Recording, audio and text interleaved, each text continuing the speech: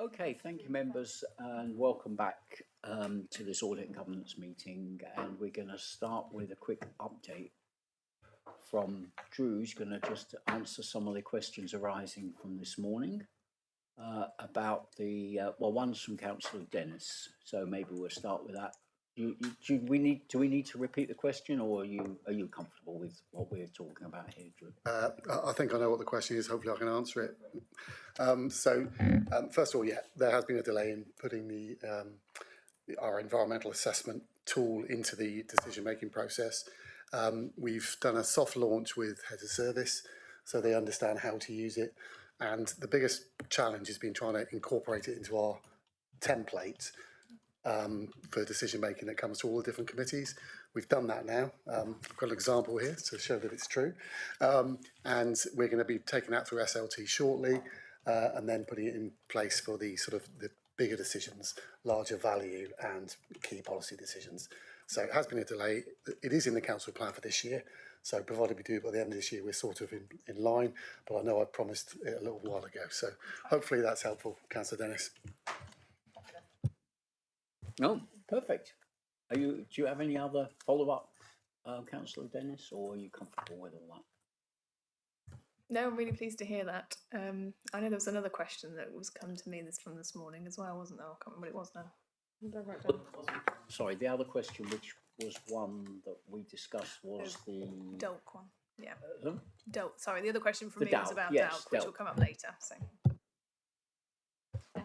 Yeah, the DOLC question is a question for David, I think, a monitoring officer who's also going to attend. Thank you. Okay, my question, Drew, is about the abolition of the post of assistant planning manager, I think, which we did come to the council, but I think it's come to my notice that that's left us a bit short, and I think we had some emails about various resources in planning. I don't know if you're able to give a comment here, but I mean, I wonder if it, in retrospect, is something we might want to reconsider or think about again, because we seem to be suffering because of staff illnesses and so on, and lack of cover, as you probably know. Certainly, yeah. I mean, the decision to delete the post was based on probably the history of why we put the post in the first place. At the time, we only had one head of service covering both councils.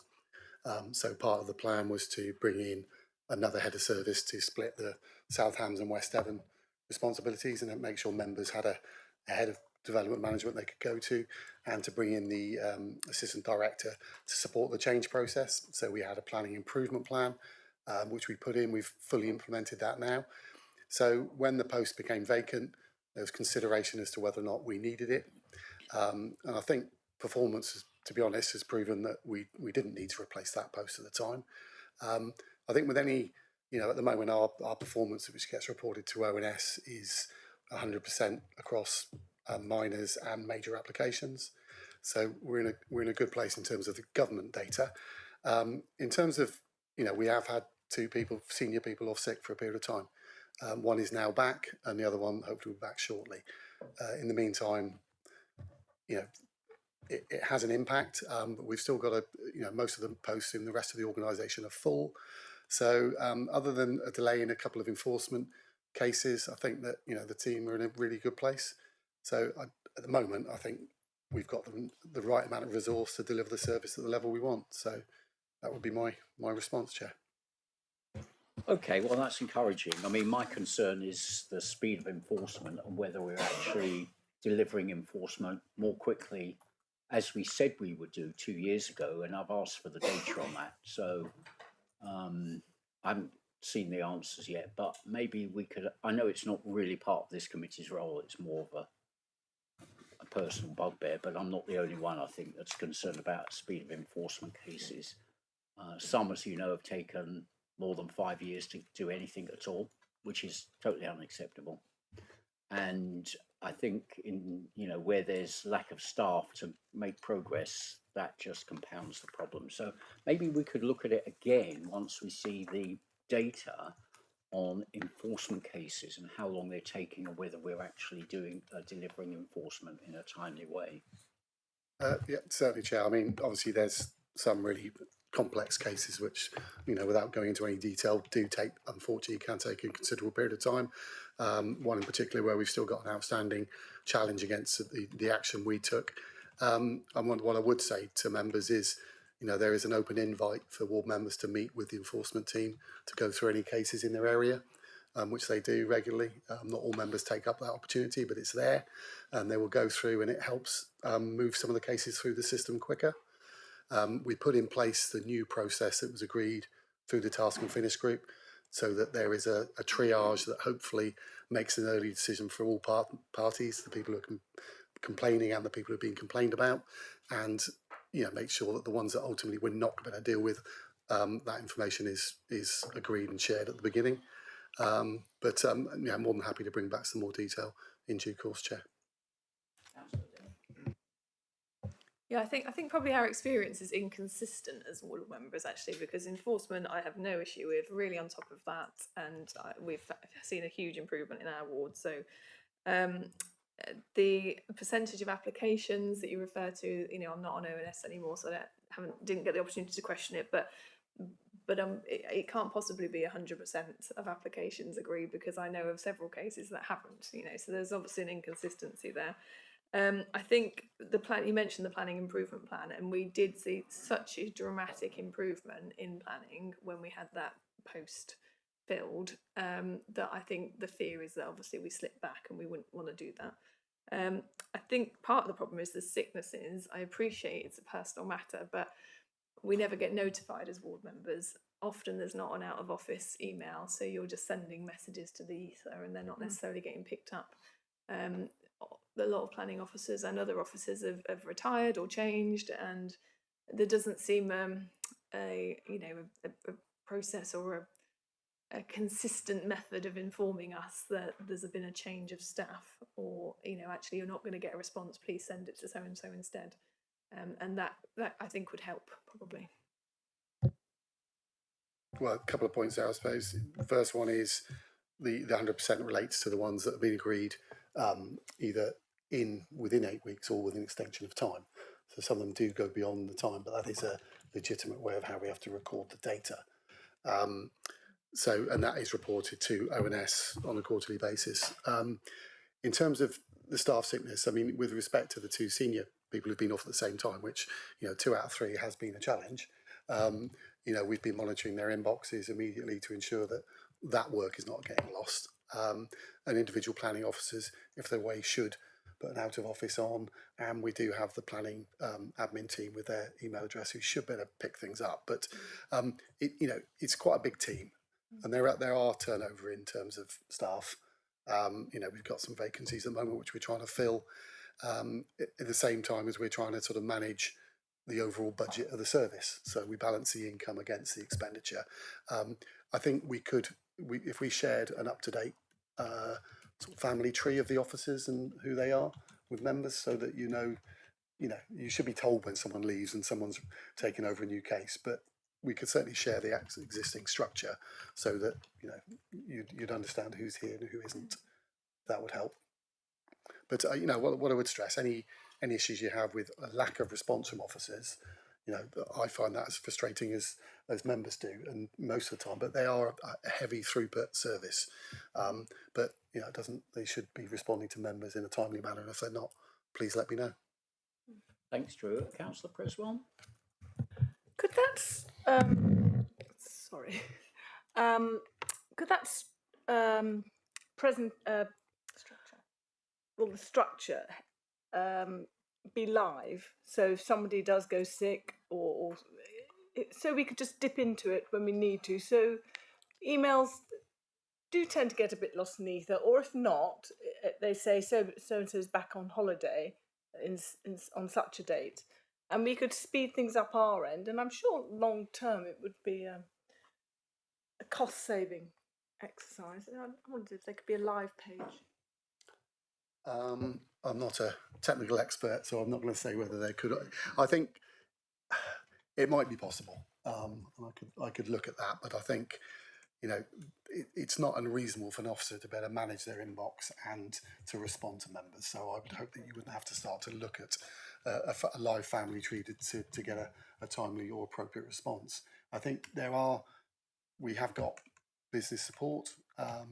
So Paul Hewings, who most of you probably have engaged with on occasions, and the team there, they should be able to respond quickly to any queries if there's been a delay, and tell you who the case officer is, their whereabouts, and also ensure that you get a proper response. So that would be the first solution, I think. But we can look at alternatives. Or maybe every time there is a change in position, whether it's somebody new coming in, that immediately a new family tree is sent out.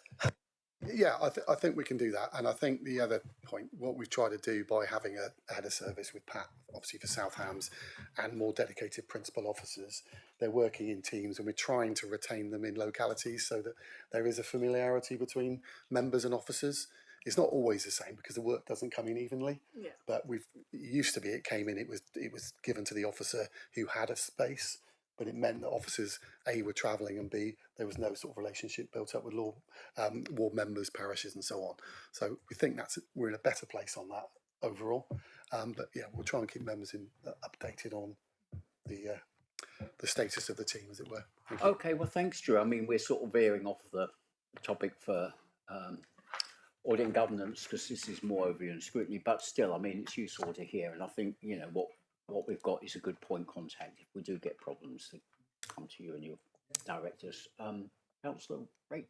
Thank you, Chair. Sorry, and I realised that I'm probably going beyond, but is it only exec members who get the starters and leavers bulletin? Or does that go to all members? Because clearly, it looks like it is, Councillor Rake. No, I'm not sure. I mean, we get starters and leavers. The problem is with that, there is a little bit of a lag. So you're not always going to have really up-to-date information.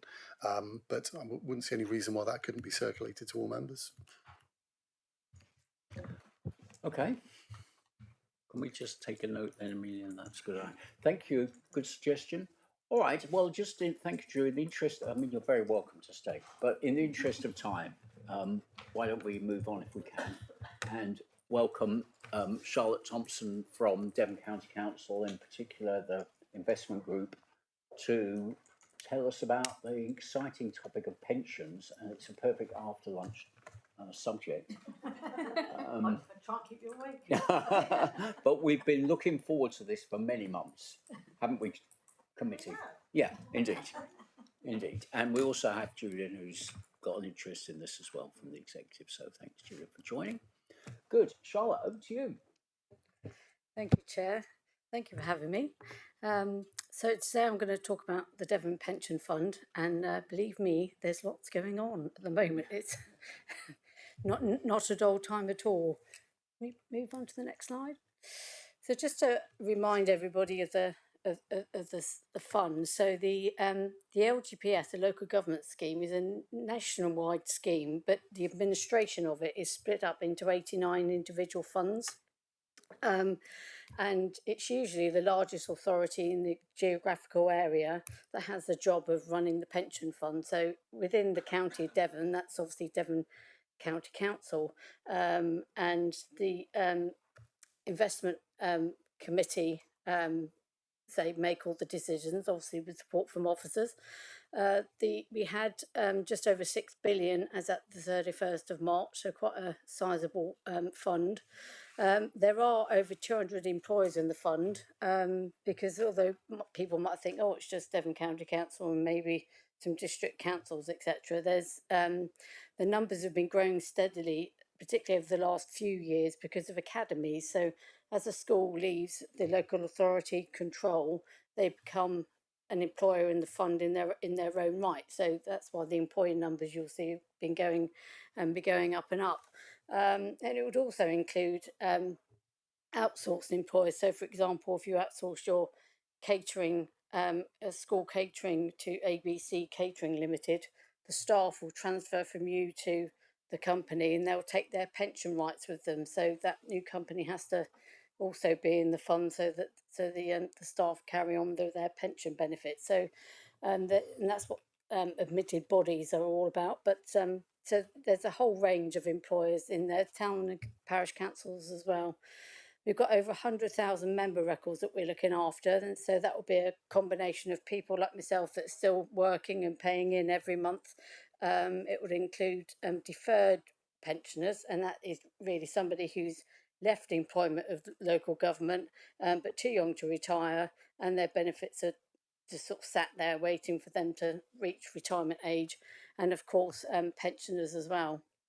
You look in a few slides time where we're all invested, but we haven't got everything in one basket. We have got that 6 billion over quite a range of investments. And also we've got some slides coming up on the actuarial review that gets undertaken every 3 years, and we're currently doing that cycle at the moment. So as I said, it's an interesting time.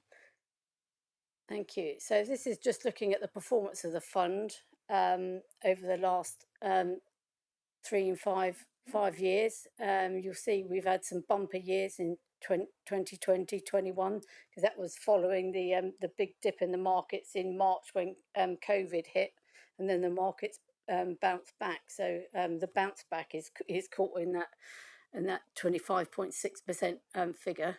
We don't normally see figures like that, I have to say.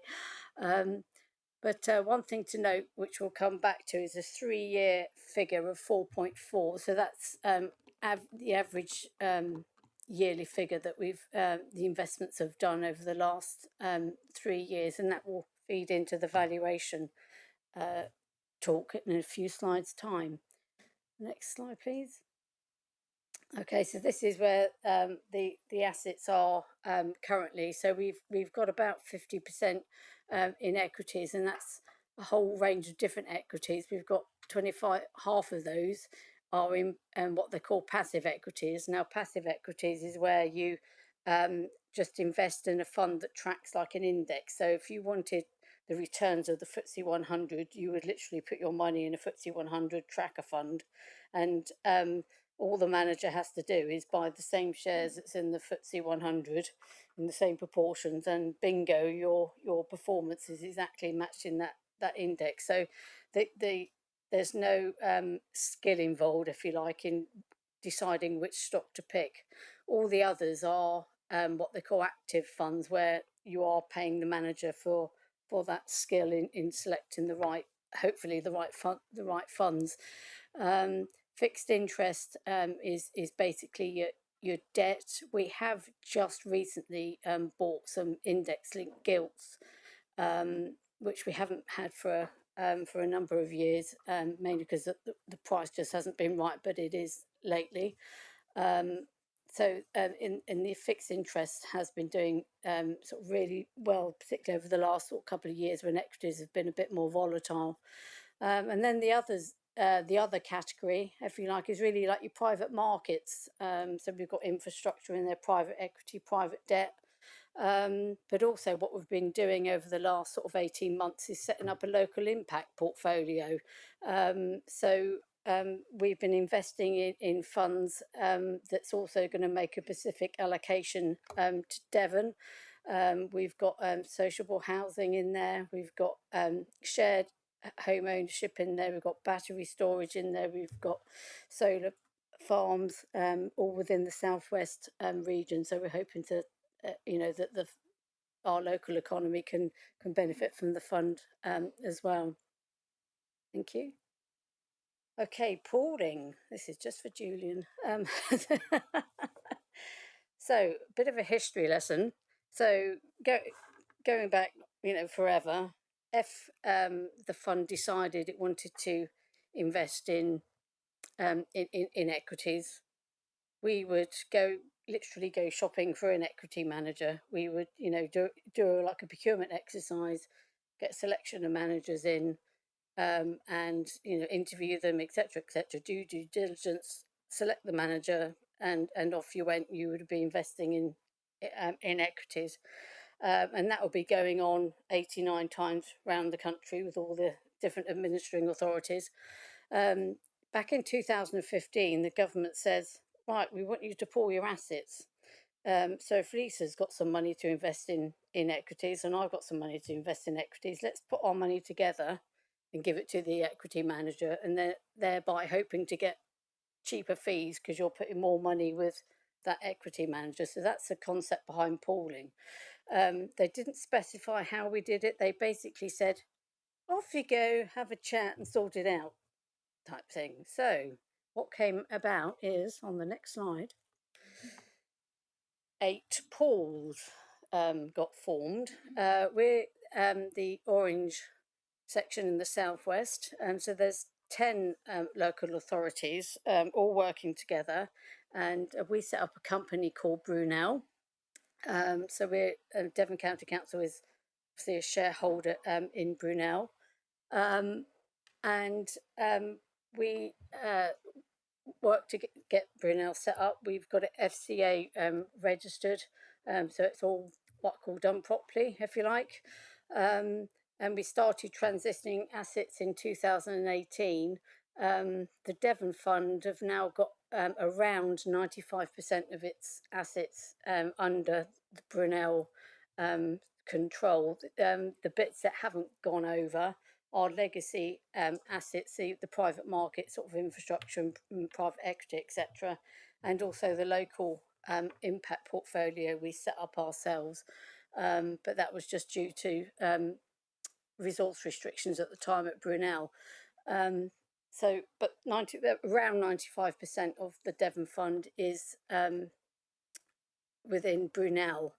So that's how it looks at the moment. However, there has been a fit for the future consultation, and the government has recently announced. Well, I say recently, it's probably only about six or so weeks ago, that going forward they only want 6 pools, not 8. And by the way, Brunel isn't making isn't going to make the short list of 6, which was a complete surprise to us, because we might be a bit biased, but I think Brunel is generally one of the better pools. The other pool that is going to cease is the Access pool, so that's the green funds, predominantly in the sort of east and southeast of the country there. So we need to find a new home, basically. So we are all still working together, all 10 funds, and we are hoping to sort of stay together and move sort of collectively. Whether that's possible or not sort of remains to be seen. But obviously there are costs involved in this. So if we can stay together as much as we can, we're hoping to minimise any transition costs. We need to report back to the government by the end of September of what our intentions are on which pool we intend to join. So we will be taking a paper to the investment committee at the September meeting. So at the moment it's very much sort of in work, and I honestly don't know myself yet which fund we're going to end up in. But the reality is we've only really got a choice of sort of 2 or 3 funds out of those 6 anyway. So yes, it's interesting times, really. Next slide, please. So with pooling, and this will go on to the next pool that we join. It's just want to sort of state really that it's the Devon County Council still retains control of the asset allocation. We will still be saying we want 40% in equities, we want 10% in debt, we want whatever in infrastructure, etc., and then it's over to the pool to implement that asset allocation. And as I was explaining earlier, it is the pool's job to appoint fund managers and invest that money for us. And as said in the past, Brunel has provided that service to us. Thank you. So I briefly touched on the Fit for the Future consultation. There's other things in there as well. On the sort of administration side, there's a good governance recommendation that we've been waiting for the outcome for a number of years. I think the project was pre-COVID, I think, so it has been a while we've been waiting for this. And that's just making sure that all the funds have got, as it says on the tin, really good, good governance around them, because some funds are better than others. Within that good governance recommendations, there is a new peer review to be undertaken every 3 years, and the report from that peer review will also go to the Secretary of State. And ultimately, if they think we're not doing a good enough job, they will have the power to merge pension funds. So I better do a good job. So yes, the pensions bill that's currently going through Parliament, they have got in there given the government the powers to tell a fund to move pools, and also, as I said, the ability to merge funds where they've never had that that power to date. So I mean, going back to the pooling, that's just always in the back of our mind. If we move over here, what's to say that the government in 5 years' time don't suddenly announce they want 4 pools instead of 6 pools, and you end up doing it all over again. But we'll see. Especially, as I said, they're going to have the power if the pension bill goes through, as it is, to direct funds to join specific pools and merge funds as well. There's no talk about merging like on an administration side.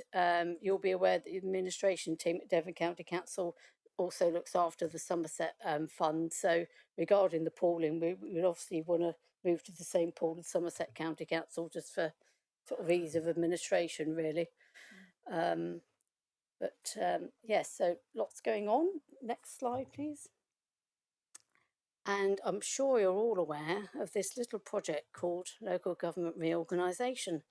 Now, the only reason I brought this up is you remember the first slide, and I say that Devon County Council is the administering authority. As I said, it normally the largest authority in the county or the geographical area, but it doesn't have to be. And all I want to really point out here is whatever the shape of the, well, I say Devon, I mean like the wider Devon, whatever Devon looks like in a couple of years' time, one of those authorities will need to act as the administering authority, because Devon County Council will obviously not exist in the new world. So as part of moving the deck chairs and deciding where everything lands, we need to consider who's going to host the pension fund going forward. Okay, thank you. Next slide. Okay, so this is a reminder of the actuarial valuation. So what on earth is the actuarial valuation? Well, the fund has to have by law a fund actuary, and the job of the actuary is to basically set employer contribution rates. So they look at the fund once every 3 years and get the abacus out and basically come up with numbers. Now, the aim really is to try and keep contribution rates as stable as possible, because I'm sure sort of Lisa, when she's doing her budget, doesn't want me to tell her that her rates have gone up by 10%, or you'll probably be pleased if they went down by 10%, but we're trying to keep contribution rates as stable as possible. Next slide, please. So the valuation is all based on a number of assumptions. So you've got, on one side of the equation, you've got your assets, which are, whatever money you've got as at 31st of March on your valuation date. So that's sort of fairly straightforward. What's a bit more of a science is what's the value of the pension promises that all the members have got, and that's where all your assumptions come in. So if I take myself, for example, obviously I've been working for Devon County Council for 20 years, so I've got 20 years worth of pension built up, and I've also got, you know, extra years till I retire. So the actuary will look at me and think, well, you know, what's my potential pension at, you know, 67, you know, and then that's going to come into you've got all these cash flows from 67 onwards. How long is Charlotte going to live? Oh, she's going to live to 100 like her grandmother. Lovely. um, and um, and then so you've got all these projected cash flows in the future, and then they based on longevity, CPI, inflation, because my benefits go up in line every year. There's lots of assumptions on that cash flow data, but then it all gets discounted back to today's value to give how much of the liabilities today. So one of the key assumptions and evaluation is that discount rate. Now we base our discount rate, or the actuary does, I should say, based on what we think a prudent assumption of our investment returns are gonna be. So the 2022 valuation, the last valuation, the actuary guessed, if you like, that we were going to get 4.7%. Now, if you remember a slide back at the beginning, we actually only achieved 4.4, so we were actually slightly under where we should be in the investment returns.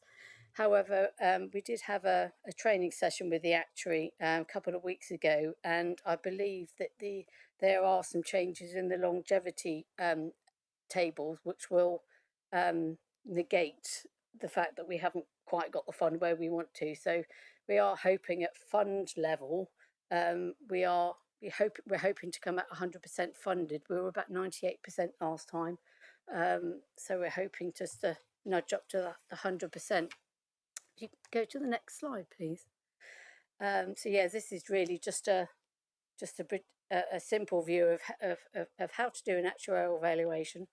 As I said, it's projecting those cash flows going forward and then discounting them back to today's value. Those figures are just for illustration purposes, and they don't relate specifically to the pension fund.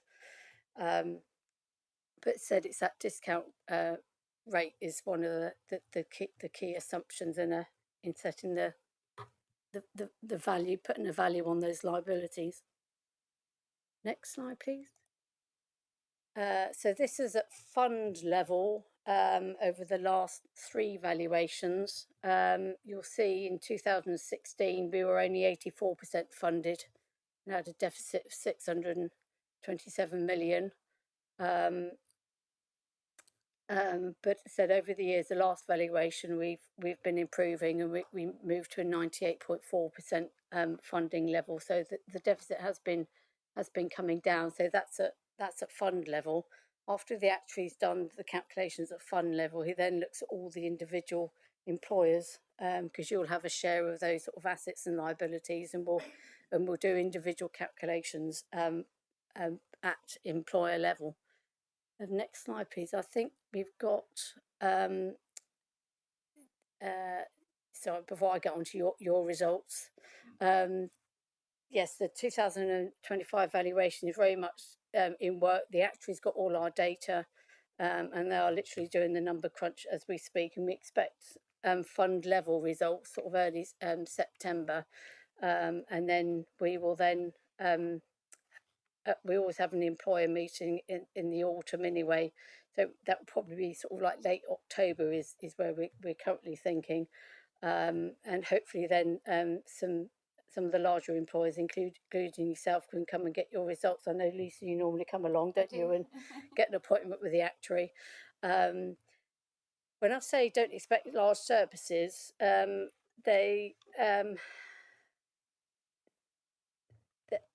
there are some actuaries out there that do their valuations sort of slightly differently. Their discount rate that they use, they use it based on bond returns, and with the bonds how they currently are, that would show quite a large sort of surplus. And I think there are sort of employers out there that might be thinking, oh, I'm going to I can get some money back here when I get a large surplus.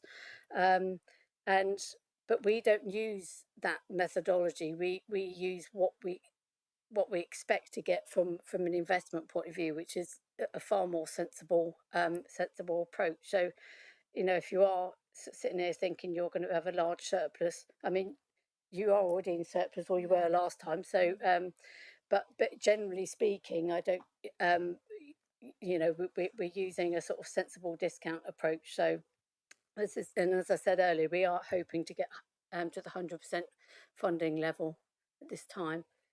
I think we're on the last slide now, please.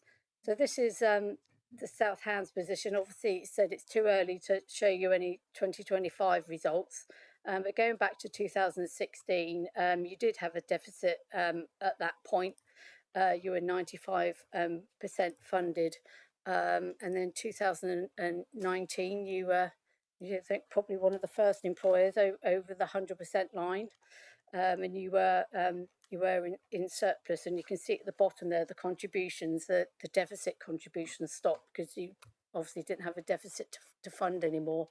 And the last valuation, your funding level improved further.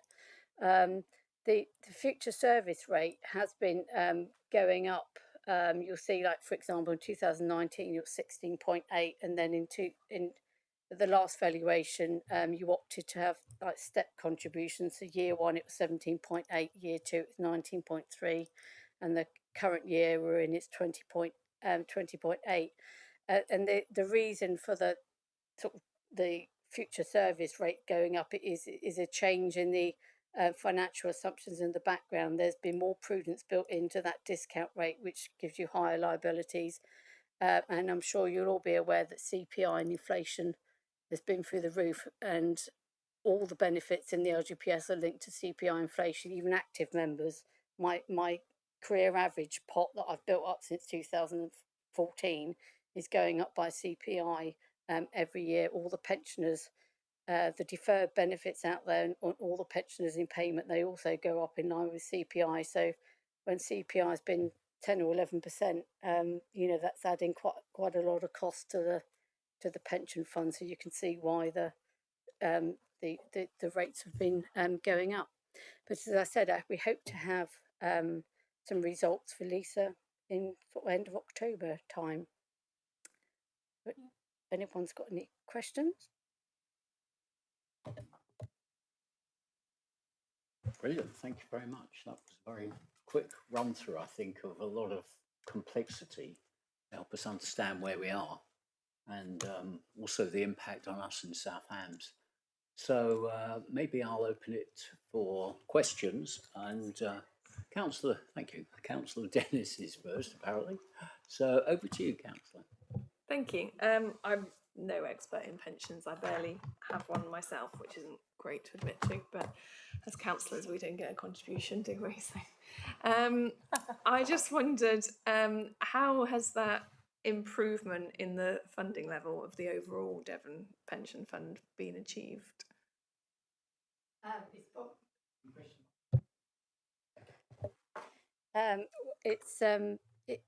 It has to be in some ways down to getting the investment returns, because in some ways we've got no control over the liabilities. The members' benefits are set in legislation, so we can't say, "Oh, money's a bit tight. We won't give you so much pension this year," or anything like that. We've got no control over the member sort of benefits. We've obviously got no control over CPI inflation.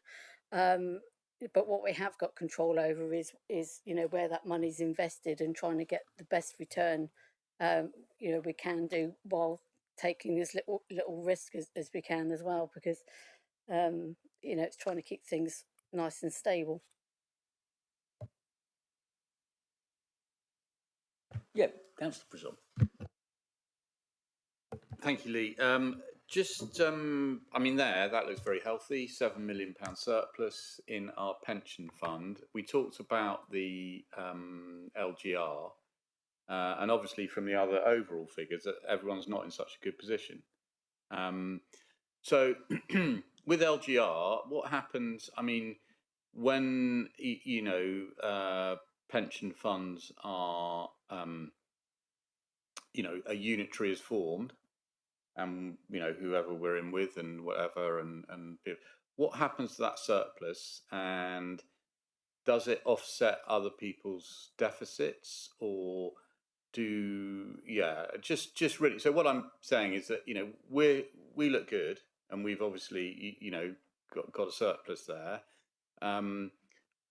Is it are we going to be? Is it going to be to our disadvantage in the fact that we're going to join up with people that don't have such a good position at the moment, and we will basically be subsidising them?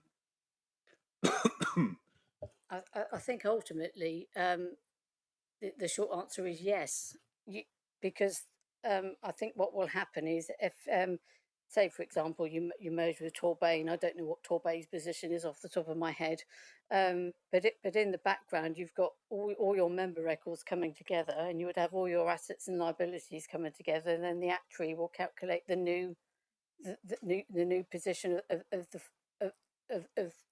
the new employer, and set rates accordingly. I can't I can't see how it would be sort of done any other way, really. Just following on from that, then, I mean, I'm not sort of encouraging sort of Maxwell type behaviour here, but I mean, is there any way that we, as the South Hams, can try and access some of that surplus, or not stop paying in as much as we are now, so that surplus I mean, ideally, we'd like it to be at zero. When the Big Bang happens. I know Simon's shaking his head because he thinks about what about the people that are going to be left afterwards. Well, that is true. But then on the other hand, we've paid into our pension fund. We've got a surplus. That money, rightly, morally, belongs to the council taxpayers of the South Hams, in my view. As I said, I've no idea what your 2025 position is going to be, but that there may be the option that your future service contribution rate is reduced to because of your sort of strong funding position. So yes, that there is the ability that surplus could be used to lower your future service contribution rates going forward. But that will have to be for the actuary to sort of determine and look at rather than myself. There are very strict rules, and when I say rules, it's HMRC level regarding getting surpluses out of sort of defined benefit schemes. So it isn't as easy as me writing a cheque and put it in the post, unfortunately. Interesting questions here. Councillor Dennis, I think, was next. Sorry. So just to clarify, just from my understanding here, so our South Hams, our funding level has improved to a greater degree than the overall pot. You said that was because of investment. So is the South Hams doing its own investment different to the overall pot? So how come ours has improved but not other places? Okay. I suppose my response earlier was regarding the fund as a whole, if you like.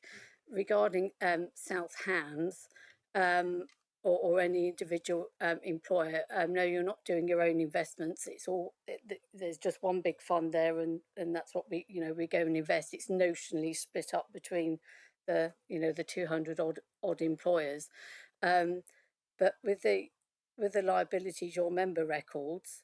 That will be very individual to each authority. Have you got a load of 20-year-olds, or have you got a load of 60-year-olds? Because your 60-year-olds will be costing you more than your 20-year-olds, for example. So the demographics and makeup of your own membership creates your own liability profile. So there could have been changes over that time. I'm trying to think when you started. outsourcing? We outsourced in 2019. Yeah. And we did do a cessation report, didn't we? So that was fully funded when that moved across. One of the things certainly we can speak to the actuary about when we get the 2025 results would be again looking at what our surplus is, and particularly that percentage you've got there of 107.2, because I know when we had the 2022 valuation, we did ask the actuary, could we reduce our employers' contributions, and it was not allowed at that point. And I think the 107.2 wasn't high enough. But if that has gone higher, then we would certainly make an argument to the actuary, even if we have to get some specialist pension advice, then it would be worth us doing that to try to bring that surplus down over the next 3 years. Yeah, from memory, that it was set at a level of about 110. 110, yes, it was 110. Yeah. Now, whether there needs to be some consideration of LGR issues, that's something I will take back to my team when we talk about the parameters in which we're sort of doing the valuation. Yes, it's certainly food for thought. Councillor Rick. Thank you, Chair. Just for transparency, I do sit on the Pensions Committee at Devon, so but I think you've been far too kind and measured in. I think the change in the pooling arrangements is one of the most shocking decisions I've seen in a long time. I think I have no problem with the, as with much of what this current government's doing, I have no problem with the intent, but the way it's been carried out and the treatment of and the unanswered questions, I think, is the biggest concern for me. So I think members should be very aware of those changes and their implications. And just it seems, you saw geographically where the two pools that are getting eliminated sit, and I'm sure this government isn't petty enough to kind of want vengeance on the south, but and southwest, but it certainly seems that way, and I think it's so. Yeah, that's just. I think it's definitely one to watch, because I think there are, pensions, as we know, are an incredibly difficult area, and changing pension arrangements has almost always had bucketfuls of unintended consequences, whether that's the WASPy women, whether that was Nigel Lawson's changes, whether it was Gordon Brown's changes. They've always brought huge unintended consequences, and I think this one is likely to do exactly the same. So I think I would encourage, as we move forward with the discussions, I'd encourage committee members to keep a close eye on that. Having said all that, one of my concerns, looking at the structure of this, so there's the South Hams sort of fund, which is part of the Devon fund, which is part of the Brunel fund, which is invested via fund managers. Classically, one would say that with each of those layers, there's a layer of cost. Is this really the most streamlined, cost-efficient way of arranging to get money, a large chunk of that money, which just goes into passive management, which is the easiest thing in the world to buy? I could get some on my phone right now. That would be another concern of mine. And is this really as lean as it could be, notwithstanding future changes? As I said, the LGPS is a nationwide fund, but it's split into 89 funds. So, there's only one fund to invest on behalf of all those employers within Devon. And with the pooling arrangements, that has saved costs, because, as I said, we're not we're not doing our own let's go shopping for an equity manager. Brunel's doing that on behalf of 10 other funds, and we're pooling our equity investments together and driving down those fund management fees. So I think it's already sort of fairly efficient, really. I think the government moving pools, arguably you could say that they're trying to reduce costs even further by creating bigger pools, and you've got even more money to to lump together. Could there be any merit in merging funds? I don't know if that would actually save you particularly if you don't. I'm not sure that would be a particular sort of money saver, really. On the administration side, you still got the same number of records to administer, and the administration cost of running administration compared to the investment costs are wildly apart. It is the investment costs where you are going to save the money, really. Yeah, maybe I could just understand that in a bit more detail, and also touch on a point that Sam raised about the benefits or the increase in fees. So the future service rate is the amount that we are paying as a council into that pot, which has obviously gone up quite a lot from 14 to over 20%. Which is that? I mean, are the other councils paying the same service rate? Is everyone paying the same? I've got some other questions, but maybe just we could look at this first. No, not everybody's paying the same. Can you go back a slide? So how is that determined? That's sort of related to Julie's another question. one somewhere. Oh, there we go. So this at fund level as a whole, on average, each employer will be paying 21.6%, and you're paying about 20.8, aren't you, in year 3? Yeah. So you are paying below the average. But they've got a deficit. Yeah, they have a deficit. We don't. So is that set by the actuary? Yes. Or is it there's no control on it whatsoever from our side? No. The actuary will set your contribution rate, and that will be based on your own position. Your share of the assets, the value of your liabilities, which is all your member records. Right. Okay, thank you. Going to the point about efficiency, maybe just taking it in a very practical way. How many staff do we have in South Hams looking after pensions? How many staff do you have in Devon Pension Service looking after pensions? And how many people are there in Brunel looking after pension? Roughly, I don't just to give us a guide as to where the resources are. I mean, you don't have to have an exact number, but just order of magnitude. Yeah. So on the investment team, there are 5 members of the team, but as I said, we do treasury management as well, so we're not 100% focused on in Devon.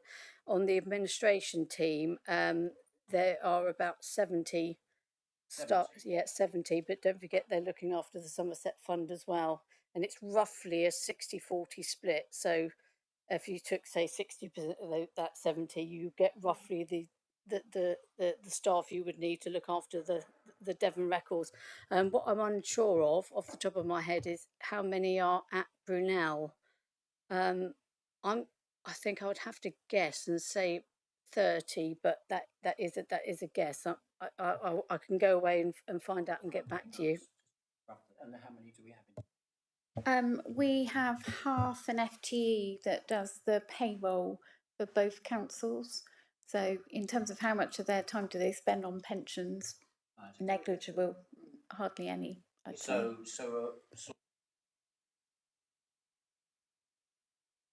touching on Simon's question, my simple mind would say, well, we're not going to save at the half there. If we reorganise the whole thing in scrap Brunel, we're not going to save on half the FTE because that's going to stay the same. Yeah.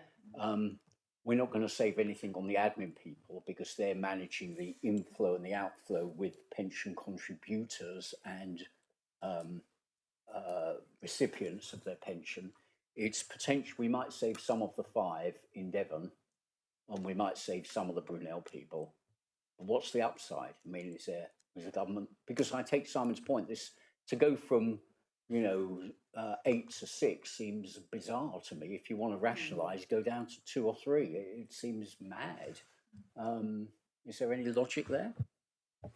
No, we're struggling to find the logic behind to Brunel's position, to be honest, because it said in response to the Fit for the Future consultation, they said that they wanted the pools to be FCA registered, which Brunel has been from the beginning. Yet I think at least 2 of the pools that are going forward to be one of the 6 are not FCA registered. So you think, well, why did you? Yeah, what? Are we performing? Are we performing any? I mean, we're in the pack in terms of performance. Is there any performance reason that we can see? No, I mean, there's the performance of Brunel has been, I would say good. I don't think it's been massively outstanding. One thing Brunel has been absolutely excellent on is environmental and social government issues. So, we are investing in a world that is, worth investing in. So when they go and select those equity managers, they are, making sure that those equity managers are, have got good ESG, considerations when they're investing. And I would say Brunel are ahead of the pack back there, really. Thank you. Councillor Blake. Well, just to give you some, I mean, the part of the intent I think is and going to 6. I mean, 6. The number 6 was suggested in somebody's report some time ago and seems to have got lodged in some part of Whitehall's brain, if Whitehall has a brain. It's a very good number. I mean, decreasing the number of pools and therefore increasing the value of funds they manage, I think part of the intent is to allow something that Brunel is doing anyway, which is local investment and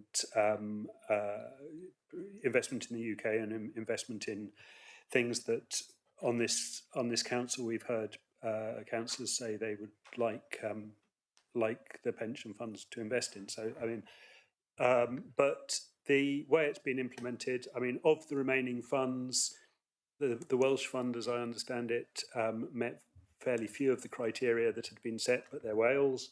The London funds are for all the however many the London boroughs, 34, all fighting like dogs in a sack.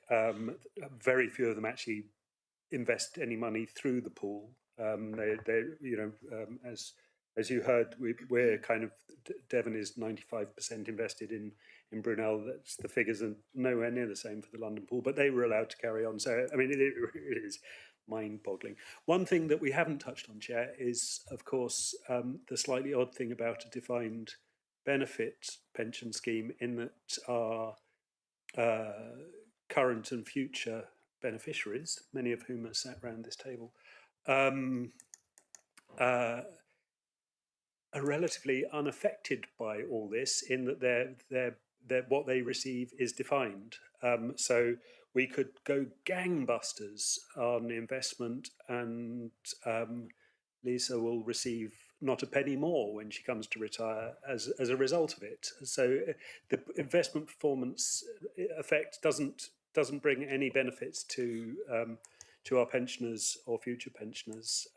Its only benefit is really so the benefit all lies with the councils in terms of increasing or reducing their contributions. And I think that's important to bear in mind, because I don't believe there's a mechanism for share. Were we to go gangbusters, I don't believe there's a mechanism particularly for sharing that with our pensioners. There is a cost cap mechanism in the LGPS, and every 3 years the government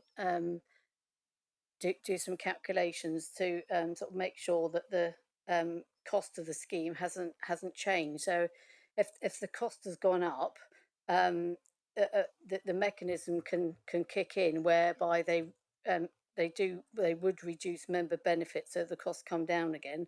And likewise, if bizarrely it got cheaper, there could be some improvement in member benefits. So there is a cost cap mechanism there that was sort of put in from the when we got the new scheme in 2014. But as of yet, I don't think it hasn't moved enough either way to generate any changes to date. Ian? Yeah. Thank you, Lee. And just, it's very reassuring to hear what Simon's saying about the pension fund at county. I think you can rest assured that we're not going to go down without a fight at Devon, not least because I think they want £10 million in transition funds from us. Well, where's that going? Who is it? Such a good idea. You pay for it. Why should we pay that 10 million? I mean, I know it's small fry in compared to the size of the fund, but if you left it alone, you wouldn't pay it. Who's getting it? Who are benefiting from it? It goes somewhere. Got to go somewhere, isn't it? So we're not happy with that. Just also, can I? What would be really useful, if it's possible, and I'm sure it is. I assume they're all public figures, but if we could have a full list of the councils and their various deficits and surpluses in respect of the actuaries' pension thing. I mean, when are we expecting the one to come out in 25? Quite soon, or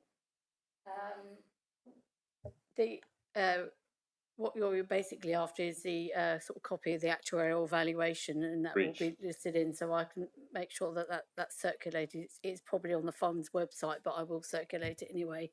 So the full list of the 2025 employers. It's going to be towards the end of the valuation cycle, so it's going to be the end of March next year. End of March next year. Yeah, that full list will be available.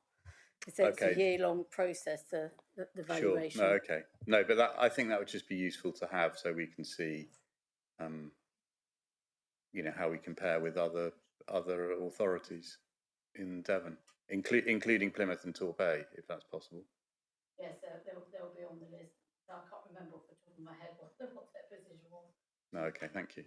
One thing that I recall is one of the prompts for this was the big change that we saw in the last set of accounts last year on the pension valuation statement, where we had a massive boost in asset value due to the changes in the actuarial assumptions, which was to do, I think, with longevity and some other changes as well.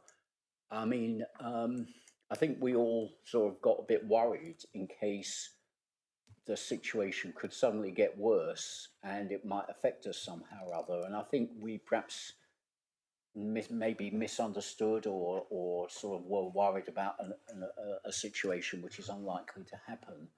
But that was a prompt for us in the committee last year, wasn't it, Lisa? Or may have been even the year before, when we had, I think, something like a 15 or 20 million change to the pension valuation position.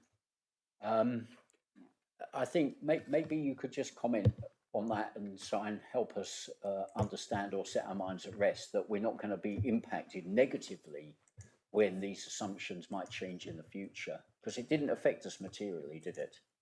No. So what all councils saw, well, certainly in Devon, the previous financial years, we saw a reduction in the pension liability on our balance sheet, and we all saw the same thing. In fact, in one instance, I think it went surplus, didn't it, Pauline? And I think then the auditors looked at it and said, actually, it can't be in surplus. That's a different valuation to the one that is carried out, which sets your contribution rates. They're different valuations, and they're measuring different things, aren't they? What one is notional, so the one that's on the balance sheet is notional. The one that Charlotte is presenting here, that isn't notional, because that turns into cash contributions. So one is notional on the balance sheet, and that's the one I think that members were looking at. The one that comes out of the actuarial valuation actually is cash contributions, it means that the council has to pay more for its employers' pension contributions. I mean, it's always good practice for the Audit and Governance Committee to have a presentation on the pension fund every couple of years. It's always something we've done. And so we were due to have a presentation. Very grateful to Charlotte for coming along today to do that for us. Thank you. Yeah, just to add further to what Lisa was saying, the valuation you refer to in your accounts is an accounting sort of valuation. Going back to the assumptions that value your liabilities, the accounting valuation will use a bond discount rate, and because of what's happened with bonds since Liz Truss decided to play with the country's finances, means that you've the bond yields have gone up, which is giving you that higher discount rate, which is lowering the value of your liability. So it's just an accounting exercise. It is this these valuations, the triennial valuations, are what sort of say really matter, if you like, and what set your contribution rates going forward. Well, maybe one day after a long time in this role, I'll understand why the real valuation is not what's shown on the balance sheet. But that's in lesson 35, I think, of understanding local government finance, and we're only at lesson 2, maybe 3. So, yeah, long time yet. Okay, thank you. I mean, just in the interest of time, is there a last question from anyone, especially if someone hasn't spoken, or are we done? Do we understand all that we're going to already? Okay.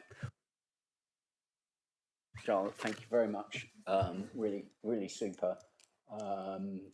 Yes, help put things into context, and all that. I mean, I think maybe there's some thought we need to apply regarding the future of restructuring of all these pensions, because it sounds like it's not going to be great news for South Hams either.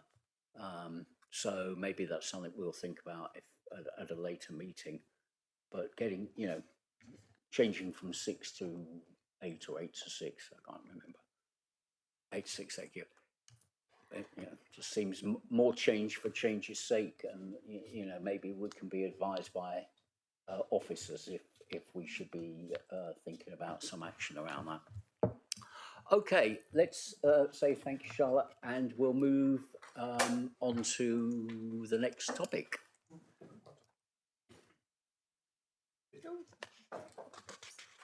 Oh, David, welcome. Thank you, Chair. Right, perhaps I'll just introduce your topic, if I may. You may. Thank you. Oh, pension presentation, right. Okay, so David is going to introduce the report on review of standards complaints process. This is item number 13, and their motion is to adopt the new process, delegate decisions, and we'll look at that. Oh, there we are. There's the recommendations. So, David, yeah, we don't have Catherine here, so thanks very much for standing in, because Catherine's done all the work, I think, on most of the work in the background. And perhaps you can take us through the recommendations and why, although it is in the report, but perhaps summarise why we're making the changes we're proposing. Thank you. Yeah, certainly, Chair. Yeah, certainly. Yes, it's typical. I step in to take all the glory, of course. The report is we as a council are obliged to have arrangements for investigating standards complaints, complaints that parish and district councillors have or may have breached their council's code of conduct. And the report sets out what our arrangements were, which essentially was a 2-stage process, which we've had in place for a couple of years now, following a desire, I think, by members to have greater involvement in the process and to understand more about what the nature of the complaints was that we were receiving, because you'll recall that we were at one stage deluged with complaints and had a number of issues. So what we had a 2-stage process. First stage was the initial assessment, which required me to make an assessment or to arrange for an assessment to be made, to discuss it with the independent person, and then to discuss it with 3 members who formed the assessment subcommittee. And at that stage, the complaint could either be dismissed or would progress to a further investigation, and then ultimately to a hearing, which again would involve another 3 members of a hearing subcommittee. One of the difficulties that we've found was that trying to find sufficient member availability, but also members who hadn't been involved in the first stage of the process couldn't take part. Members who had been involved in the assessment couldn't take part in the hearing, just to ensure fairness. So we effectively had to have 6 members who were without a conflict throughout the process, and this has generated a number of issues. So what is now proposed is we retain the 2-stage process, but the decision whether or not the matter proceeds to investigation at the initial assessment stage is one that is taken by me, but having consulted with the independent person and the chairman, and I then have the ability to dismiss the complaint at that stage or to refer it for investigation. And there will be a similar discussion following an investigation, which comes back with no finding of a breach. And if that happens, then I again have I'm given the ability to dismiss the complaint, or having discussed it with the chairman and the independent person, to refer it to the hearings subcommittee. But essentially, it's still the process as reviewed will still maintain member oversight, involvement of members in the process, and I should say has been agreed, or has had the involvement of both chairs at West Devon and South Hams, and clearly we're anxious to maintain the same process if we can at both councils, because otherwise we get rather confused. Thank you, Chair. I think that's probably as much as I need to say, but I'm happy to take any questions. Yeah, thank you, David. I just perhaps want to add a couple of words, if I may. We don't have Councillor Birch, do we, on the line? No. No, okay. Yeah, I mean, I think what we're trying to do in the council, and the members should be aware of this because it's been discussed before, is both reduce the difficulty of finding people for these hearings. Secondly, speed up the process, because it took quite a long time to arrange the meetings, and then we had to arrange another meeting. Avoid the difficulty of finding people to sit, and just become more efficient, because what I certainly found, and I think others probably agree, is that we sat in the first assessment and basically we agreed because we didn't have any more information to come to an alternative conclusion. So it was a bit of a waste of time the first time round anyway, and we only really got to the meat when we had the hearing. So, you know, I think while it might look a little bit complex in the report, I think it's actually much more straightforward now, in that we have the assessment, which is done based largely on the view of the monitoring officer, with input from myself, an independent person, and then if necessary we have the hearing, and you know, we choose people accordingly and move forward from there. So I don't know if anyone's got any questions or comments. Councillor Nix. I just have one question on page 273, and where the and further on actually, where the new wording's been put in red. It says consultation with the chairman, and then 3 stars, but I can't find any thingy of what the 3 stars means. Good point. That's a good question. I don't think those 3 stars mean anything. Yeah, I think ultimately, I think you can delete you can ignore those references, and certainly when I come to put it into the Constitution, I'm just trying to see there is a reference to you'll see in the recommendation at 3 that it talks about with the chairman or a member of A&G nominated by the chairman, and I'm just wondering, I think maybe that is the wording that is contemplated by those 3 stars.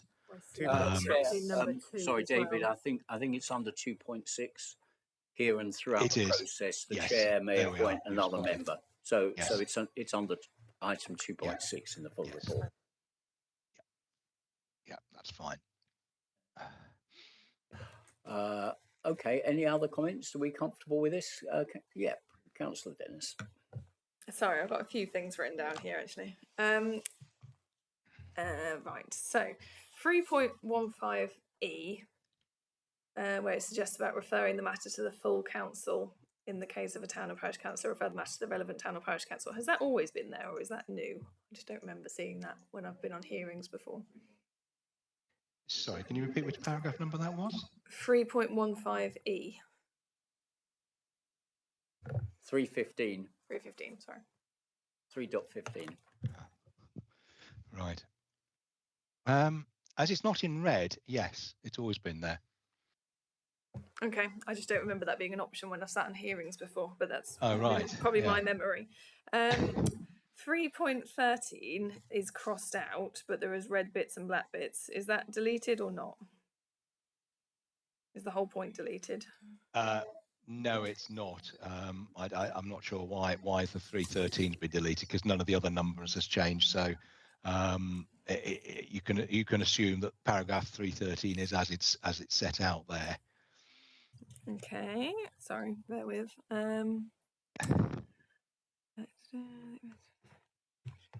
Oh yeah, so I think when I sat in some hearings recently, there was some dispute over, so in 3.9 it refers to the investigating officer may choose to interview the complainant counsellor and if appropriate any witnesses, and I know that was a bit of a bone of contention in the last hearings that we held, that use of may.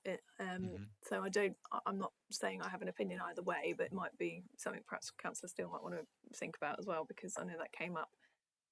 So I'll move on from that for a moment. But 3.8, when it talks about a breach of disclosable pecuniary interest will be referred to the police. Yes. Okay, it's just, I'm sure we've sat on hearings before where it's been about whether something's been disclosed or not, and obviously we've been talking about it and it hasn't gone to the police. So I'm just wondering if that's the case for everything, or if there's sort of extreme levels, or is that a range of how serious the breach is? Or I think we're talking at potentially 2 different things. I think when you've been in the subcommittee, it's been about whether or not a non-registerable or other interest has been disclosed, whereas a disclosable pecuniary interest is a specific type of interest, and that participation in a meeting is a criminal offence if you have a disclosable pecuniary interest and take part without a dispensation having been granted. So it's 2 different things. I think disclosable pecuniary interest and the other non-disclosure is about disclosing other interests rather than being disclosable other interests, if you see what I mean. They're not the same thing. I think they're very much to do with failing to disclose another or non-registerable interest, which doesn't lead to a criminal offence if you take part. Councillor Dennis, can we just confirm, just for our minutes, the thing you brought up, the item you brought up on 3.9, where it says may, we can't see may in the... It says will. It says will? Will usually. No, it doesn't. No. sorry, bear with me 1 second. They will usually so it's the word of usually. They will usually interview the complainant. Oh, they will usually interview the complainant. Okay. Yeah, I think if I can just respond to that, I think sometimes it will be very, very clear from the material that's been submitted that there may be no breach whatsoever, in which case there's little point in interviewing the counsellor. But it's to make sure that the interview process or the investigation process is flexible, and that we don't end up having to interview people that isn't necessary to be interviewed.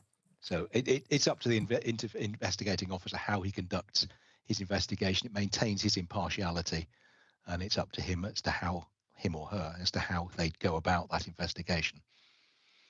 Councillor Dennis.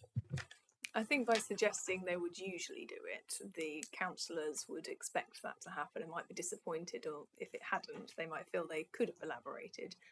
Perhaps I wrote down may because I thought that would be a better word to put there, that they may interview the complainant rather than saying that it would usually happen.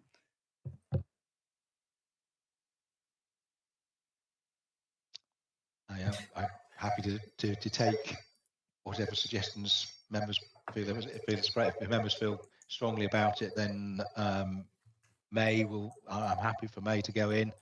Otherwise, I'm happy with the drafting as proposed.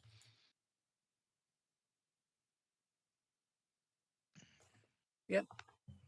I think just to explain, I think a lot of Catherine's time was taking up in one of our previous hearings on the back and forth of emails having to explain why the councillor complainant hadn't been interviewed further. So that took a lot of time.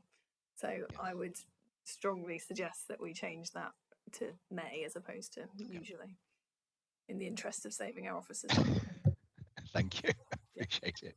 Okay, then let's recommend changing will usually. So this is 3.9. They may interview. Yeah.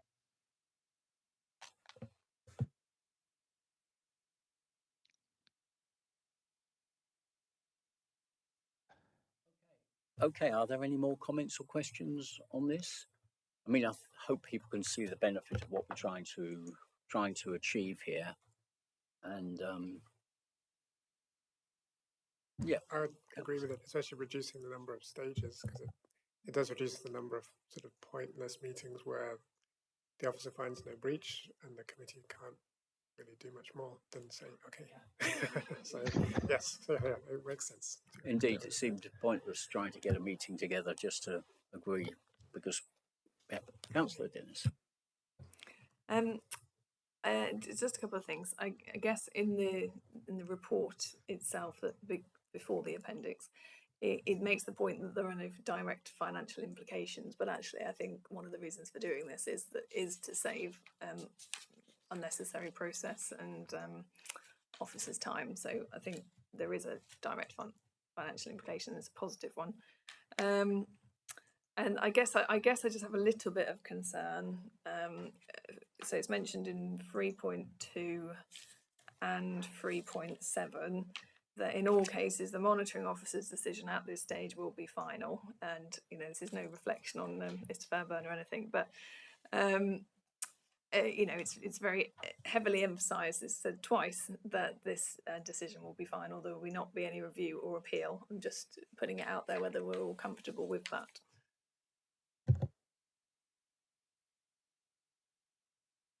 David, do you have any comment? Yeah, first of all, the reason why it's at least twice is because a lot of people don't even read it once, and will say, "I want to appeal. I want to appeal," and ultimately, as you will appreciate, a lot of the matters are straightforward. There's or trivial, lacking any real substance, and therefore having an appeal mechanism only seeks to perpetuate a complaint and doesn't bring about an end to it. I have to say, with the original, going back to 2000 and the original standards regime, there was the arrangements did allow for an appeals subcommittee. I can't recall ever in authorities. I can't ever recall there being an appeal hearing. But ultimately, it just simply encourages the complainants, particularly, to continue with a complaint which is potentially without any merit whatsoever. And obviously, one of the reasons why we've modified the process over the years is so that we're not sucked into prolonged and protracted debates and discussions about standards complaints, most of which are potentially, shall I say, trivial and influenced by a lot of tit for tat type motivation. And I would suggest that we don't want any appeals in that type of situation. It's just giving oxygen to the complaint. Yeah, I think that's a fair answer. I mean, what we're trying to do is have a mechanism that's open and transparent and fair, allowing people to air their grievances, but without prolonging the situation, trying to resolve things quickly and fairly amicably as much as we can. So, I think we've got a better balance here in that compared to what we had before. And it's good that we've also got input from the investigating officer as to what sanctions should be, rather than that being decided by us. Councillor Dennis. I don't know why I'm the only one asking lots of questions here, but sorry. The final thing is just about the timeframes. So, is the 20 working days realistic for that initial assessment? And it says a maximum of 6 months for the whole process. I mean, it'd be wonderful, wouldn't it, if we could shorten that from a point of view of people's state of mind, not, worrying about something for 6 months. And I wonder, on the basis that we have condensed the process, whether we could, set ourselves the challenge of reducing that 6 months, but perhaps longer for the 20 days and less time for the 6 months. I don't know. I'd welcome your thoughts on that, David. Chairman, I think I understand what you're saying. I think I'm hesitant about. I mean, obviously, if we can get it completed more quickly, we will. But I'm also conscious that in recent years we have been under significant pressure. I mean, the code of conduct complaints. It's going to sound terrible, but are in many ways a distraction from providing the legal services to the council. And if it's a choice between doing code of conduct complaints and providing legal services to the council, it must be that the legal services of the council come first. So I think what we haven't got, and I think what we need to do is get some empirical data as to how long complaints are taking to resolve themselves before we start to put in targets that are, well, we have to understand whether they're at least achievable. And what I would have said is, before Catherine's appointment, standards complaints were taking a good deal longer because of numbers and shortage of resources.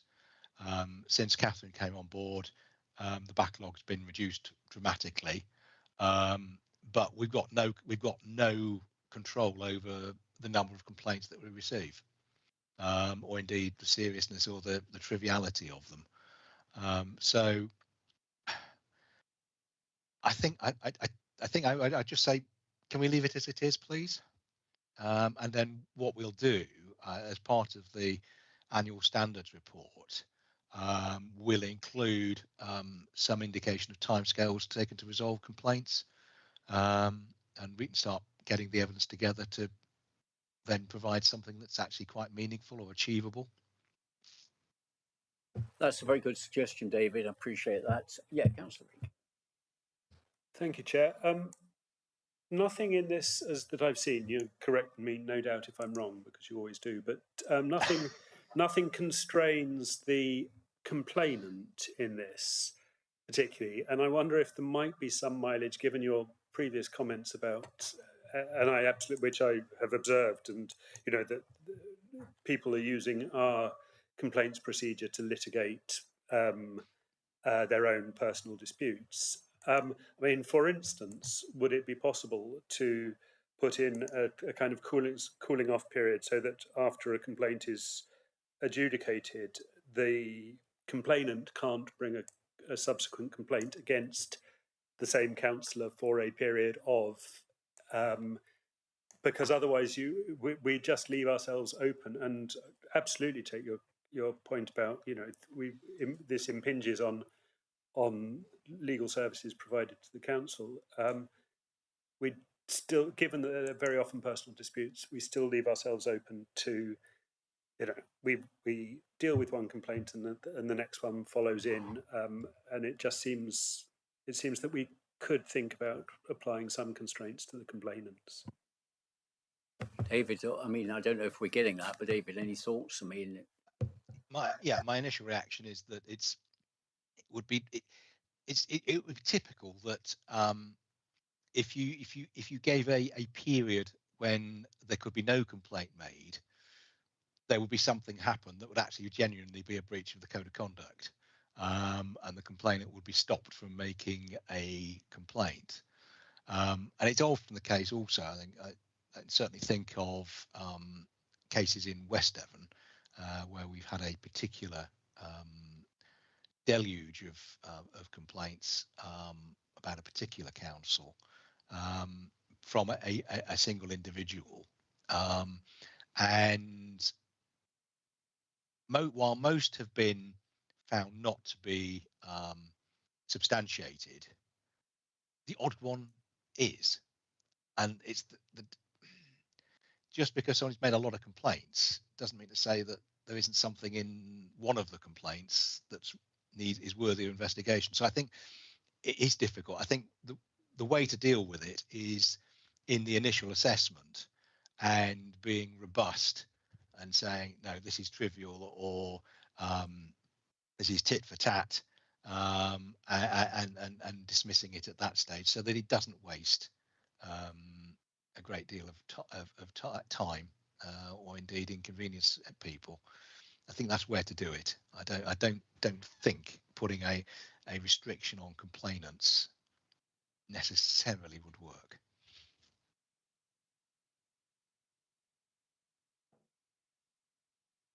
okay. Oh, Councillor Finnis, hello.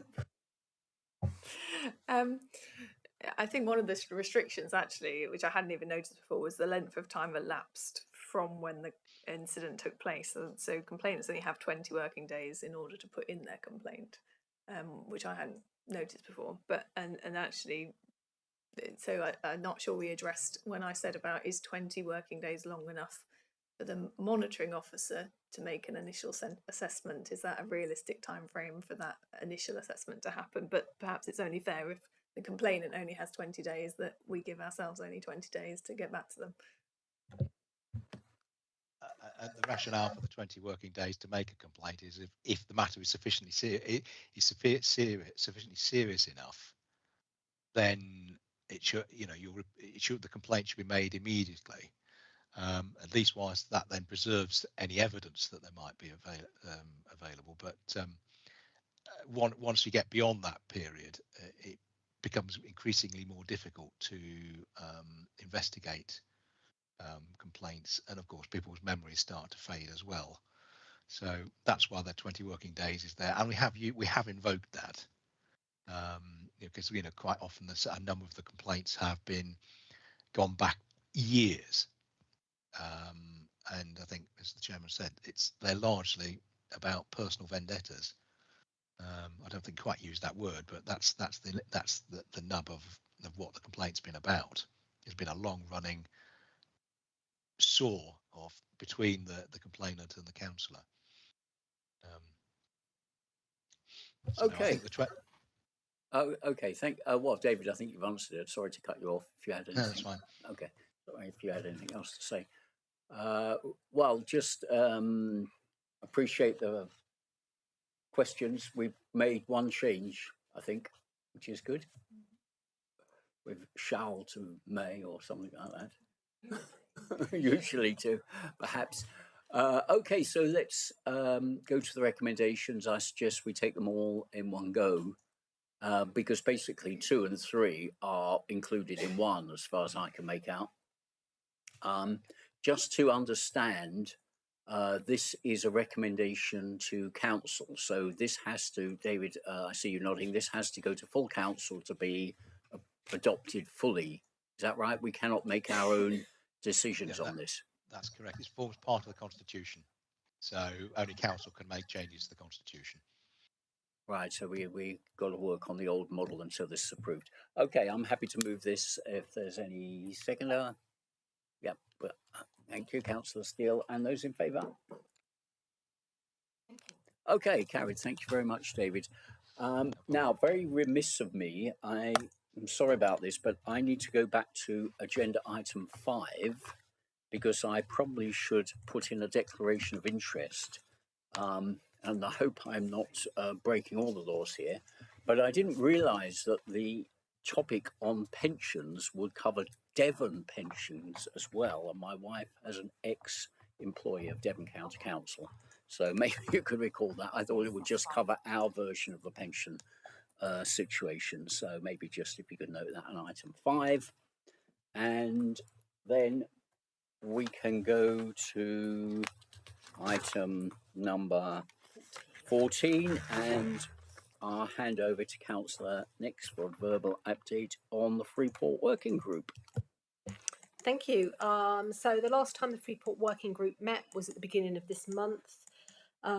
We had a really interesting meeting with Jennifer Milliken from the University of Plymouth and also Phil Adams, who looks at skills and training in Devon. Ian Cooper was also there, who's the Freeport, knows all about Freeport, which was good. We looked at a lot of things. We had presentations, but we also asked a lot of questions on skills gaps in the economy. They gave us actual figures of how many people they would need in certain fields.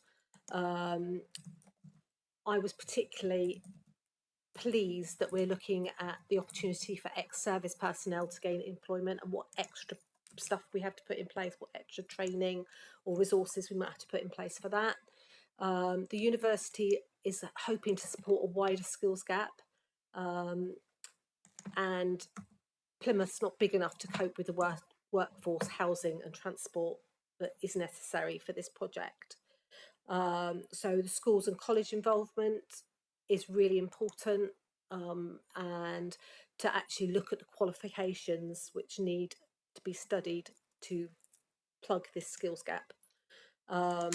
Upskilling unskilled labour, and we are looking at a tour of the Freeport site for the working group members, possibly early in September, to look at 2 things: look at the site in general, but also Mr. Brooke gave us an update on the Sherford land acquisition, which happened like the day before our meeting, so it was quite handy on the dates. Babcocks have released the defence premium and they require £130 million to go to the next stage. So they are planning to buy land for an integrated logistics hub.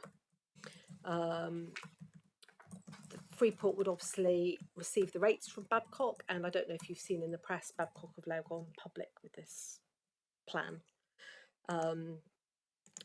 So the other thing that we looked at was the executive committee. We were asked to consider a request from the executive committee for the importance of ensuring that the Freeport project maintained momentum, considering actual development and occupancy.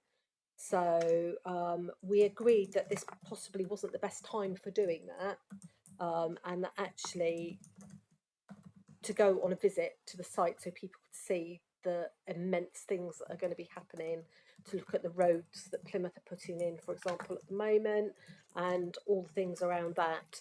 And then going forward, we would look at those issues that the project was maintaining momentum. So it won't be the next thing that we address, but it will be addressed going forward. We'll continue to support and scrutinise the Freeport ongoing, and it was suggested that we continue on this sort of, we're meeting about every 10 to 12 weeks at the moment to continue to do this until basically the executive don't want us to do it anymore. So it will give us ample time to look at how things are being put together, how we are going to make sure we move this forward, and some of the things that came up this morning about assets and liabilities as well as LGR becomes more in place. So. Any questions?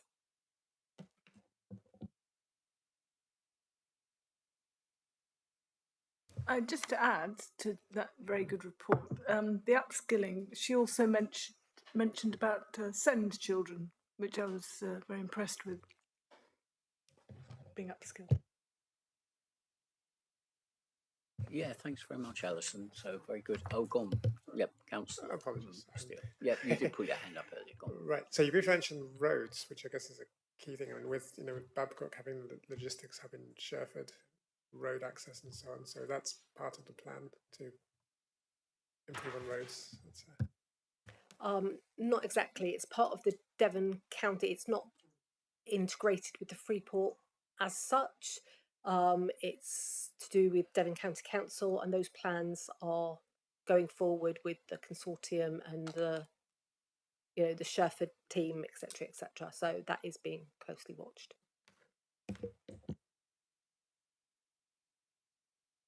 Yeah, thanks.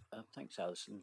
Sounds very good that you're looking at all the detail. I think we did touch on, maybe you've looked at previously, the question of substitution of jobs. Is that something you've looked at? In other words, taking jobs away from a different part of South Hams and just moving it to the Freeport. Is that something that, because that was something that we were concerned about when we met right at the beginning, and perhaps you could comment. Yes, so the team that are looking after the economy part of it, our own in-house team here, are very aware that they don't want this domino effect of picking something out of Torbay and moving it to the Freeport. So they're very aware of that. Where stuff is it possible, or are they extending it? What they also don't want is for people to open a second hub in the Freeport and then close the one that they've got. So that is being monitored by the economies team. Okay, good. Okay, good. All right. So, good ongoing work. No more comments by the looks of it. So let's move to the motion to note the work being undertaken by the working group. And I'll move that. And you seconded it? Yep. Sam, Dennis seconded. And those in favour? Okay, good.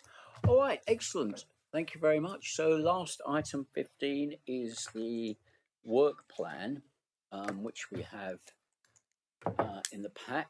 And do you want to just touch on this? Oh, no, I should touch on this, right. We recommend to approve its work plan. Okay, so I think what we've got, let's just have a look at the next meeting then, on 9th of October. Bishop Fleming Audit Completion Report, which sounds like it's perfect timing. The Audit Statement of Accounts, the update on the Internal Audit Plan, Treasury Management Report, Q1, Risk Update and Framework, the Self-Assessment Audit and Governance Action Plan, which we've got 3 actions for. Money laundering policy. So who's that from, Lisa? Is that from? That will be from our monitoring officer. Yes. Okay. Yeah. Okay, brilliant. Okay, task and finish group or work group update. So will we have another one on the Freeport by October, do you think? Or are you going to meet before then? Yes, we're going to hopefully have the site visit in great. early September, so hopefully we can fit back from then. And I also noticed that the working group There's a note at the bottom. bottom, Yeah. I don't know if that's been set up Right. prior or whatever. Right. So yeah, let's touch on that. Well, lastly, got committee work plan, but yeah, a working group to review the current regeneration and investment strategy. So I think what this is a request from Julian as when he was the leader that we circle back on the investment strategy because he was very concerned about some investment in Dartmouth years ago that wasn't fully debated by the council. So what we can try, or the proposal is that we don't look back at the problem 5 years ago. Instead, we look at what our investment policy says, and in particular, what the provisions are around variation of the standard policy in an emergency or something like that, so we can understand if there's tight enough control over an investment we might make in the future. We haven't really discussed it all that much in this committee, have we? I don't know if anyone's got any comments on this, or I mean, we've obviously got the current strategy, so I think what we would do is take the current strategy, have a members working group to look at that strategy and see if there are any changes that members would like to propose. I mean, we don't really use the strategy if we can help it. There was one, if there is a shortage of time, for example, and for example, if there's a property that members are keen to purchase and there isn't time to bring a report through the normal route, then in that instance, and probably that's the only instance I could think of, then we would look to use that regeneration investment strategy. I think a report would still come, if it could, to the Audit and Governance committee. It would depend on whether there was some time restriction that meant we couldn't do that for any reason. I think that's the concern, that yes, because it has previously happened and it's not been. yeah, I think the concern is that it's maybe not as transparent in those cases. So what is this, and why would this be needed, Councillor Dennis? Does this apply the other way around? So where we choose to dispose of or transfer an asset for £1, does that apply? Because I know where we've got asset transfers in Salcombe, for example, it's come through to full committee to executive for approval. Does that sort of decision go to executive as well? I saw the press release, but I wasn't aware of it before that had happened. It was a report to the executive, yes, yeah. Do you want to add that into the mix? Well, it seems to me that it's, if we're going to spend amount of money, if you're giving a plot of land that's actually got quite a lot of value away for £1, then has a similar impact on the council, doesn't it? So yeah, that perhaps could be incorporated as well. Yeah. Okay, so we need a group that's going to have a look at this, maybe set up terms of reference, bring back a proposal on the scope, and if time allows, bring it to October, or if not, bring it to the next meeting in December, where there's less work by the looks of things. Can't believe there's only 4 items. There must be a typo there.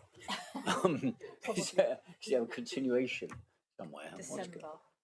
Yeah. So, I mean, do we want to just pen this and discuss it in October?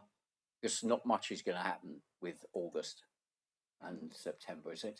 I mean, I don't know if someone wants to start it and share it. Well, I'm happy, but Chair, I'm also happy to leave it. What do you suggest? We could bring a term of reference to the October meeting, and then put the actual report on the December December agenda. If that's so okay. officers will bring terms of reference into the October meeting, and then we would select the group in October to work on it. Yeah, and then we could do the work in November. Yeah, that would be good. On that. Yeah, would that be fine? I think that would be good, because I think we don't want to, there's a lot happening with audit in the next couple of months. So writing terms of reference, if that can be done, then that will be very helpful. But let's not do the work yet. Okay. All right, Amelia, yeah. Happy people, happy with that? Okay, then we've got December, very limited meeting. So just out of interest, I mean, seriously, we've never had a meeting with just 4 items. I mean, is that because we've got 2 meetings close together, or these? I mean, I'm not asking for more work, but you know, it seems surprising. Some of those items in October may slip Oh, to okay. December Right, as fine. well. I mean, for example, the money laundering policy, at the moment we are hoping that we could bring it to the October meeting, but it may be that may need to move to December. Yeah, it does tend to be a lighter agenda. It's always the July and the March committees that are the heaviest in terms of agenda items, isn't it? Chair, I think it's really important that we keep the strategic risk stuff in October because it's something. Oh yes, we're that will wanting definitely, because that comes every 6 months. Yeah, so that definitely will be in October. So not to slip that. We Yeah. could slip money laundering. Yes, the money laundering is the only one possibly on there. Similarly, we would have to bring, well, as long as the auditors are ready, we would definitely want to bring the audited accounts to committee for approval. Yeah. Okay, well, that's, unless anyone's got any other changes there or suggestions or any energy to talk about anything else still. It's nearly 4 o'clock. Yeah, time for tea. Let's close the meeting. Thank you very much, Amelia. Thank you, Lisa. Thank you, Chair. Paulie, really good. Thank you, Lindsay. Thank you, Steve, and anyone who's online. We're going. Bye.